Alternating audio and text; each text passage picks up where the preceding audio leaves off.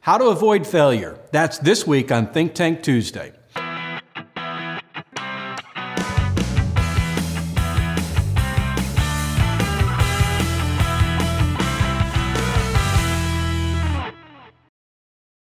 Hi, I'm Paul Potratz, and welcome to this week's Think Tank Tuesday. Failure, think about it. Why do you fail? Really, I want you to really kind of just sit back for a moment and say, why do I fail at things? Well, there's one reason why most people will fail when they actually fail. It's process. Boy, I just spit that one. That was crazy, but I got to really enunciate that one. It's all about process. Let me tell you real quick a story. So I've got a friend of mine, and he was at this dealership, and their fixed coverage, in other words, their absorption for service, was around 62%. Their vehicle sales were around $800,000 a year. Well, he comes into this dealership, not saying what dealer it is, but he comes into the dealership with those numbers that were pretty average, pretty mediocre. Well, the friend of mine, he's all about process. He's a process-driven type of guy. His personality is process. He's obsessive-compulsive, really, if you meet him, but he's a great guy, so it's not a negative. But he's all about following a process. He puts a process together, and he expects everybody to follow the process. And when somebody doesn't follow the process, he brings them in and he talks to them, very calm. He doesn't beat them up or anything like that. He just says, hey, this is the process. This is what I've trained you to do. Training's key. And this is the process you must follow. Well, 3 years into it, his fixed coverage goes from 62% to 137% fixed coverage. So to explain fixed coverage for those of you guys that are watching the video that are not in automotive, we're talking about that his service department is generating enough revenue to cover the expenses for the entire dealership. So basically, he doesn't have to sell cars to turn a profit. He's turning profit in his service department, and it's all about process. This works in everything. Whether you're creating a marketing strategy, whether you're doing a diet program, it doesn't make a difference. What is your process? You think about it. You want to start a business, you want to get into a business, and you don't even think about the strategy or the process of how you're going to be successful. You just have an interest in whatever your business is about, and you say, hey, I want to open up a business. Let's get my business cards, let's get the building, let's get the signage, let's get a website. But you haven't thought about the process of how to get new customers, process of how, let's say you have a sales staff, how your sales staff is going to handle those prospective new customers, process of how you're going to do your bookkeeping. It's all of these elements that you have to have a process in place, but it's often forgotten. Recently, I just visited a dealership, and I go into the dealership, and they said, hey, we just hired a new service manager. And I'm like, okay, great. Where'd you get the service manager? Oh, we hired him from this other dealership. Oh, really? Did you steal him away? Oh, no, he got fired from the other dealership. And I say, okay, great. What kind of training are you going to do? What is your process to train this individual? Or are you just going to bring this individual in so he has the same bad habits and doesn't follow the process that you have at your dealership?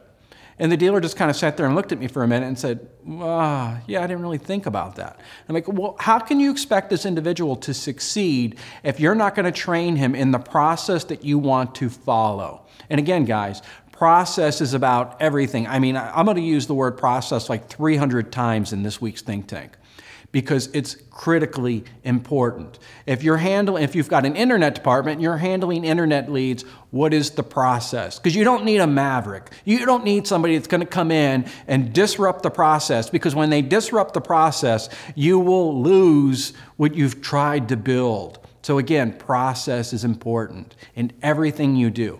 I know here at Potratz, we have processes for everything. So let me give you another scenario. Let's say that you fall down, you cut your head open, and you go into an emergency room. If everybody's running chaotic and they don't really know what they're doing because they don't have a set process, how comfortable would you feel? Not very comfortable at all. So in an emergency room, they have a process that everybody knows what they're supposed to do and when they're supposed to do it and how they're supposed to do it. And that's what's lacking in most businesses.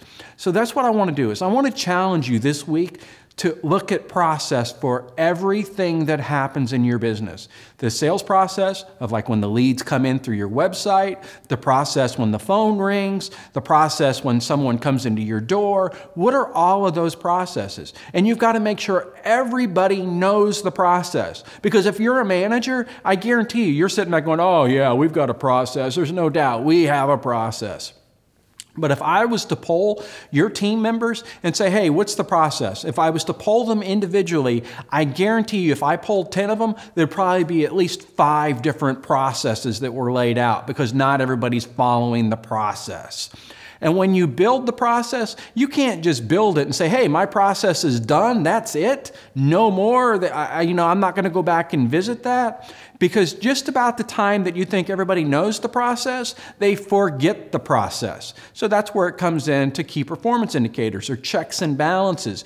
What are you doing to make sure everybody's following your process? What kind of measurement tools do you have in place to make sure that they have process in place? When you fix process, your profits are going to go up automatically. Your costs are going to go down, and your team members, your employees will stay with you longer because an individual likes to come to work every day and know exactly what they got to do. I mean, granted, there's a few people that are going to be mavericks and want to go their own way and everything else, but that's going to disrupt the team as a whole. Everybody's got to feel united, and the only way they can feel united is by you being a great leader and leading them and saying, this is our process, guys. And it's not to say that you're not open to hear about the process and how the process can be improved, because about the time you have the process in place and you think it's proven, you need to tweak it a little bit. You need to make it a little better. So again, I ask you, what is your process for everything? Can you write it down? Because that's what I want you to do, is write down that process step by step by step. I want you to double check it, triple check it, and then I want you to start polling everybody at your business and see if they know what the process is. And when you find out, and when that light goes on and you're going, wow, they don't really know the process, you need to train. And you've got to train that process day in and day out. I mean, you've got to do it weekly to make sure that they know that process, and you've got to spot check it at least every few weeks. So again, I ask you, what's your process? And I hope I helped you this week. Be sure and check us out. We've got a lot of conferences coming up. We're going to be all over the country. I mean, all through the United States and even out of the country over the next few months, so I hope to see you soon. That's this week's Think Tank Tuesday. Thanks.